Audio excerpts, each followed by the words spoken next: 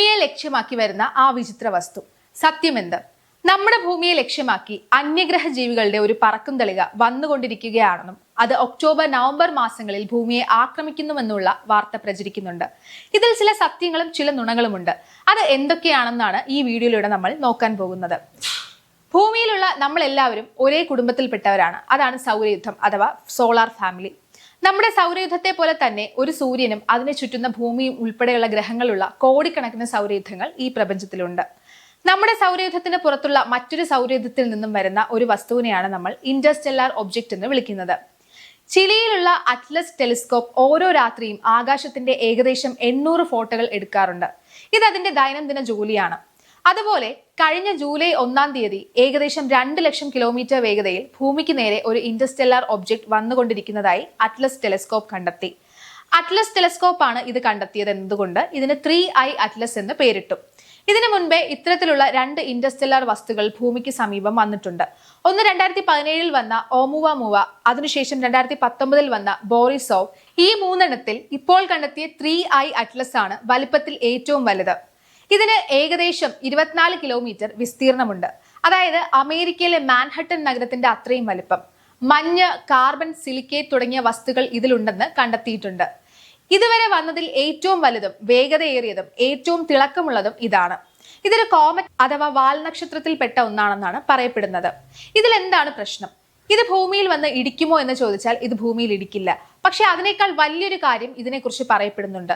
ഇതൊരു പ്രകൃതിദത്തമായ വസ്തുവോ വാൽനക്ഷത്രമോ അല്ല, മറിച്ച് ഒരു അന്യഗ്രഹ ജീവികളുടെ ബഹിരാകാശ പേടകം അഥവാ സ്പേസ് ഷിപ്പ് ആണെന്നാണ് പറയപ്പെടുന്നത്. ഇത് പറയുന്നത് ആരാണെന്നറിയാമോ? അദ്ദേഹം ഒരു സാധാരണക്കാരനല്ല. ഹാർവർഡ് യൂണിവേഴ്സിറ്റിയിലെ അസ്ട്രോണമി വിഭാഗം പ്രൊഫസറായ അവി ലോബ് ആണ്. വിശ്വസിക്കാവുന്ന ഒരു ശാസ്ത്രജ്ഞനായ അദ്ദേഹം ചില ഞെട്ടിക്കുന്ന കാര്യങ്ങളാണ് പറയുന്നത്. അദ്ദേഹം എന്താണ് പറയുന്നതെന്നും അതിനുള്ള കാരണങ്ങൾ എന്താണെന്നും നമുക്ക് നോക്കാം.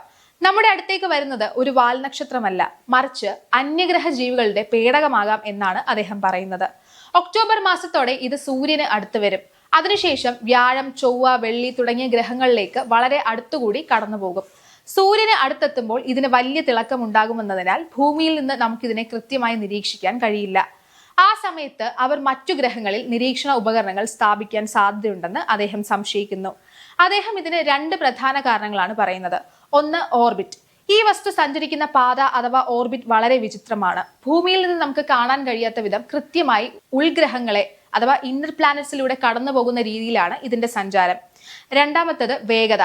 ഇതിന്റെ വേഗത ഏകദേശം മണിക്കൂറിൽ 2 ലക്ഷം കിലോമീറ്റർ ആണ്. നമ്മുടെ പക്കലുള്ള സാങ്കേതിക വിദ്യ ഉപയോഗിച്ച് ഒരു ബഹിരാകാശ പേടകത്തിനും ഇതിന്റെ അടുത്തെത്താൻ കഴിയില്ല. നമ്മൾ ഇതിനെ പിന്തുടരാതിരിക്കാൻ വേണ്ടി ഇത്തരത്തിൽ രൂപകൽപ്പന ചെയ്തിരിക്കാമെന്നതാണ് അദ്ദേഹം സംശയിക്കുന്നത്. അന്യഗ്രഹ ജീവികൾ എന്തിനാണ് ഇങ്ങനെ ഒളിച്ചു ചെയ്യുന്നത്? അവർക്ക് നേരിട്ട് വന്നുകൂടെ എന്ന് ചോദിച്ചാൽ അതിന് അദ്ദേഹം പറയുന്ന സിദ്ധാന്തമാണ് ഡാർക്ക് ഫോറസ്റ്റ് തിയറി. ഈ വിശാലമായ പ്രപഞ്ചത്തിൽ നമ്മൾ മാത്രം തനിച്ചായിരിക്കാൻ സാധ്യതയില്ല. എന്നാൽ അന്യഗ്രഹ ജീവികൾക്ക് നമ്മളെക്കുറിച്ചോ നമുക്ക് അവരെക്കുറിച്ചോ അറിയില്ല. നേരിട്ട് വരുന്നത് അപകടമാണെന്ന് കരുതി അവർ നമ്മളെ രഹസ്യമായി നിരീക്ഷിക്കുന്നതാവാം. ഈ സിദ്ധാന്തം പറയുന്നത് ഇപ്രകാരമാണ്. ഇതിനെ നിരീക്ഷിക്കാൻ മറ്റു വഴികളുണ്ടോ എന്ന് ചോദിച്ചാൽ നാസ വ്യാഴത്തിലേക്ക് അയച്ച ജൂണോ എന്ന പേടകത്തെ ഉപയോഗിച്ച് 3I അറ്റ്ലസിനെ നിരീക്ഷിക്കാമെന്നാണ് അദ്ദേഹം നിർദ്ദേശിക്കുന്നത്. എന്നാൽ ഭൂരിഭാഗം ശാസ്ത്രജ്ഞരും അവിലോബിന്റെ ഈ വാദങ്ങളെ അംഗീകരിക്കുന്നില്ല. ഇതൊരു സാധാരണ ഇന്റർസ്റ്റെല്ലാർ വാൽനക്ഷത്രം മാത്രമാണെന്നാണ് അവർ ഉറപ്പിച്ചു പറയുന്നത്.